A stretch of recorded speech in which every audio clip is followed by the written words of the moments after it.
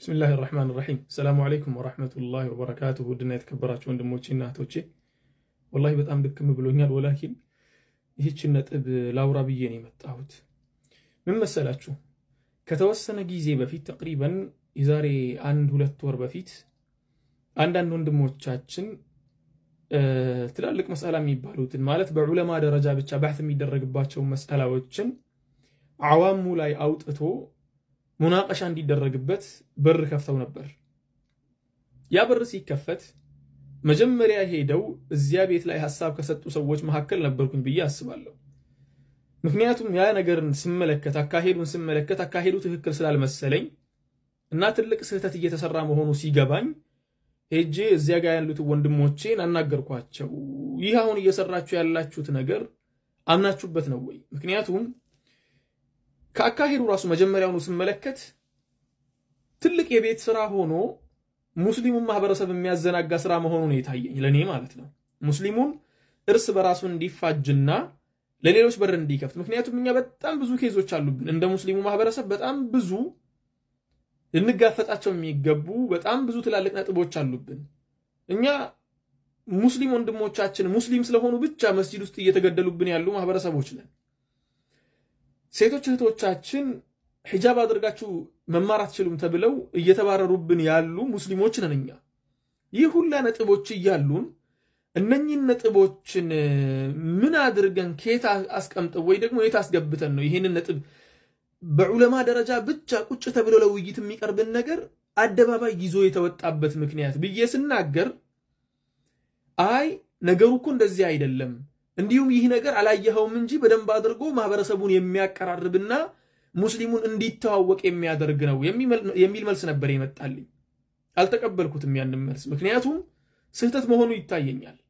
በእርግጠኝነት አሁን ባለንበት ሁኔታ የበለጠ ትልቅ ስህተት መሆኑ በግልጽ ታይቶኛል አሁን ማለት ነው። ሜይቢ ያንን ፕሮግራም እያዘጋጁ ያሉ ወንድሞቻችንም ታይቷቸው ይሆናል፣ እርግጠኛ አይደለሁም። ያንን ግን ማለት ነው እዚያ ጋር ያየሁትና የተመለከትኩት ነገር ምንድነው? ያ ነገር ትልቅ ስራ የያዙ ወንድሞች አሉን። እኛ ሐታ ይሄን ነጥብ አንስቼ ነበር። ትልቅ ስራ የያዙ ወንድሞች አሉን። በሙቃረነት አልአዲያን ወይ ደግሞ የሌሎች እምነቶችን አነጻጽሮ ወደ እስልምና ሰዎችን የመጥራት ኡመት ዳዕዋ የሆኑ ሰዎችን ውጭ ላይ ያሉ የሌላ እምነት ተከታዮችን ጠርቶ ወደ እስልምና ማስገባትና በሌሎች እምነቶች ላይ ጥያቄ ማንሳትን። ምክንያቱም በጥያቄ ነው ነገሮች እየገቡ የሚመጡት። ያን ነገር እየሰሩ ያሉ ወንድሞች አሉ። ለነኚህ ወንድሞቻችን የቤት ስራ መስጠት አይሆንም ወይ? ምክንያቱም እኛ አሁን መሐላችን ቁጭ ብለን ስራ አድርገን ቁጭ ብለን ስንሟገት እነሱም ማዘናጋት አይሆንም ወይ? ሐታ ከነ ማስረጃ ነበር ያቀረብኩት ያን ነገር እንዲህ ነገር አጋጥሞኛል በዚህ ሰሞን ይህ ነገር እንዲህ አይመስልም ወይ ብዬ ሳቀርብ አይ አላየኸውም አንተ ተሳስተሃል በሚል ተነገረኝ ማለት ነው። በስተመጨረሻ ያ ነገር ወዴት ነው የተካሄደው? ቀስ በቀስ ልክ አንድ አካል የሆነ የውይይት ፍራቻ ያለበት የማስመሰል ሂደቱላ ተኪዶ ነበር። ወላኪን መፍሰዳው በጣም ትልቅ ስለሆነ የሚያጠፋው ጥፋት በጣም ከባድ ስለሆነ ጥፋቱ በጣም ሰፊ ስለሆነ ብዙ ወንድሞቻችን ያ ነገር ላይ ከመሳተፍም ከመናገርም ራሳቸውን ቆጠቡ። ያን ነገር ማድረጋቸውም ትክክል ነበር። አሁን ይበልጥ በግልጽ ታየኝ። ለምን በሉኝ፣ ሰሞኑን ረሕመቱላሂ ዐለይሂ ሙፍቲ ሐጂ ዑመር አረፉ። እሳቸው ሲሞቱ ረሕመቱላሂ ዐለይሂ ምን ተፈጠረ? ከዚህ በፊት አይተነው በማናቀው መልኩ ትልቅ መሰንጠቅና መሰንጠቅ ብቻ አይደለም የሌሎች እምነቶችን ደቦ እስከ ማስዋል ድረስ። እኛ እኮ ደማችን እኮ አልደረቀም። ከትናንት ወዲያ አይደለ እንዴ ኢማምና ሙአዚን የተገደለው መስጂድ ውስጥ? ደማችን እኮ አልደረቀም፣ ትናንትና የፈሰሰው። ያ ደማችን ላይ ተረማምደን ትናንትና ደማችንን ያፈሰሱ ሰዎችን ፖስት ሼር እስከ ማድረግ የነሱን ቪዲዮ ሼር እስከ ማድረግ ደረስን። ሙስሊም ወንድሞች ተግባባን። ይሄን ነገር ነበር የፈራሁት መጀመሪያ። ይሄን ነገር ስለፈራው ብዙ ስራዎች አሉብን። የቤት ስራዎቻችንን እንኳን በአግባቡ ልንሰራ ጭራሽ አልጀመርነው። ተው ይህ ነገር ይቅርብን ስል ነበር። አይተባለ ተጋጋለ። ቀስ በቀስ ያ ነገር ፍም እሳት ሆኖ መጣ ማለት ነው። ይህ ነገር መከሰቱ ሜይቢ አንዳንድ ሰዎችን ሊያስደስታቸው ይችላል። የሙስሊሙ መከፋፈል፣ የሙስሊሙ መከፋፈል ሲባል እንዴ አሁንስ ተከፋፍሎ የለም እንዴ? መጀመሪያስ ተከፋፍሎ የለም እንዴ? ተደፋፍኖ ነው እንጂ ማንም ተከፋፍሎ ነው እየኖረ ያለው። ወላኪን ተዳፍኖ ሲቀመጥና ፍም እሳት ሆኖ ሲንቀሳቀስ አንድ አይደለም። እናንተ ስታስቡት ትናንትና የተገደለው ኢማም እኮ መስጂድ ውስጥ የተገደለው ኢማም ትናንትና ስላችሁ ትናንትና የዛሬ 2 ሳምንት አይደል የተገደለው ኢማም ሱፊይ ነው ወሃቢይ ነው አልተባለም እኮ ሙስሊም ነው ተብሎ ነው የተገደለው። እንተህ አልአምር ማንም ብትሆን ሙስሊም ነህ ተብለህ ነው የምትታወቀው እንጂ ማንም አሁን ላይ መጥቶ ወሃቢ እንትን ነው እንትን ነው ከሰው ጋር የሚኗናረው ትክክለኛ እስልምና እንትና ነው ሲልክ ራስህን መጠርጠር ነው ያለብህ ጭራሽ። ምክንያቱም ጠላት ሲያሞግስ አይቶ ነው የሚያሞግሰው። ማን እንደሚበጀው አይቶ፣ ማን እንደሚቀርበው አይቶ፣ ማን ሊበላ ቅርብ እንደሆነ፣ ማን ስስ እንደሆነ አይቶ ነው የሚያሞግሰው። ጠላት ሲጠላህ እኮ ጥንካሬህን አይቶ እኮ ነው የሚጠላክ። ስለዚህ ይሄን ያህል እኛ በሩን ከፍተን እንትን ማድረጋችን ተገቢ ነው ወይ? ይሄ ነገር ላይ እየሰራችሁ ያላችሁ አሁንም እየሄዳችሁ ያላችሁበት ወንድሞች ልላችሁ የመጣሁት ምንድነው? እስቲ ቆም ብለን እስቲ ራሳችንን እናስብ። ማን ነው ለነኚህ ጠላቶች በር ከፍቶ እየተሳደበ ያለው? ማንስ ነው ካፊሩን ወንድሙ አድርጎ ይዞ ሙስሊሙን እየመታበት ያለው? ያን ነገር ካሴታችን ወደ ኋላ መልስ። የዛሬ 6 ወር 5 ወር 4 ወር የነበረው የኢትዮጵያ ሙስሊም ማህበረሰብና ዛሬ ያለው አንድ ነው ወይ? መቃቃሩን ፈጠራችሁት ወይስ መፍትሄ እያመጣችሁ ነው?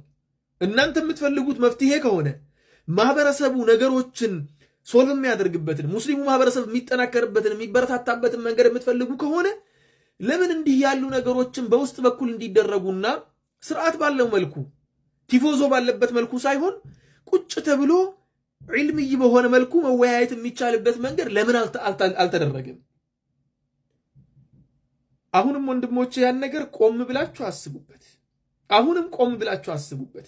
በዚህ ሁኔታ የምትቀጥሉ ከሆነ ይሄ ነገር ላይ እየሰራችሁ ያላችሁ ወንድሞቼ የሸሪዓው ዕውቀቱ ስላላችሁ ገደል ላትገቡ ትችላላችሁ በተወሰነ ደረጃ።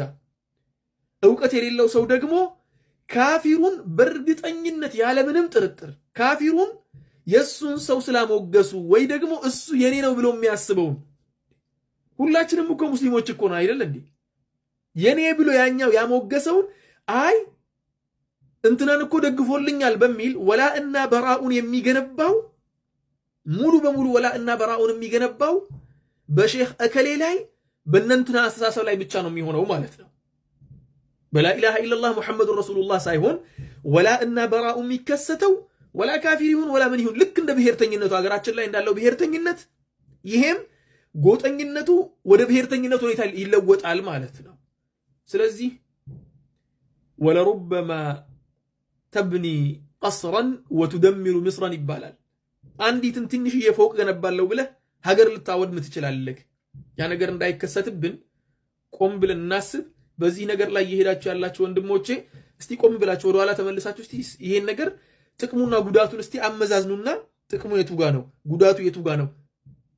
ከዚያ ውጭ እኮ በኢጎ ብቻ እንነዳ ምንል ከሆነ እኮ ቀላል እኮ ነው። በቃ ባለፈው እንዳደረግነው ውይይት መደጋገም ነው። በቃ 10 12 አድርገህ ተደጋግምና ማህበረሰቡ ይሄኛ ያኛውን ጠላት አድርጎ የዚያኔ ሰው ሲቀርብ ለውይይት ለማዳመጥ እንትን ለማለት አይደለም። ኳስ ጫወታና የብሔር ፖለቲካን የለመደ ሰው ሁሉን ነገር በዚያ እይታ ነው የሚመለከተው፣ በጎጠኝነት ነው የሚመለከተው። ሒጃብ ተከለከለች ሲባል ሱፊይ ናት እሷ ወሃቢይ ናት። ወሃቢ ኧረ ይበላት፣ ምን ስለ ወሃቢያኛ ምን አገባን? ሱፊይ ናት ኧረ ይበላት፣ ስለ ሱፊያኛ ምን አገባን? እንደዚያ ነው የሚባለው ቀስ በቀስ። ያ ነገር ደግሞ የተከሰተባቸው ሀገራቶች አሉ እኛ የምናውቃቸው ማለት ነው። እዚህ ደግሞ እንዲከሰት አንፈልግም፣ ሀገራችን ላይ እንዲከሰት አንፈልግም። ያ ነገር ተው። የሆነ ስተት ደግሞ ስተት መሆኑን እያወቅን ከምንሄድበት ስተቱን አርመን ወደ ኋላ መመለሱ ነው የሚሻለው። ስለዚህ ወንድሞች የበለጠ ሙስሊሙን የሚከፋፍልና ሰነጣጥቆ የሚበታትንን ነገር ባትሰሩ መልካም ነው ብዬ ነው የማስበው። እናስብበት እላችኋለሁ። አላህ ሱብሓነሁ ወተዓላ በቃሉ ላይ በነብዩ ሰለላሁ ዐለይሂ ወሰለም ሐዲስ ላይ በሐቅና ትክክለኛው ጎዳና ላይ በቀደምት ዑለሞቻችን በቀደምት ሰለፉ ሷሊሒን መንገድ ላይ አንድ ሆነን የምንሄድ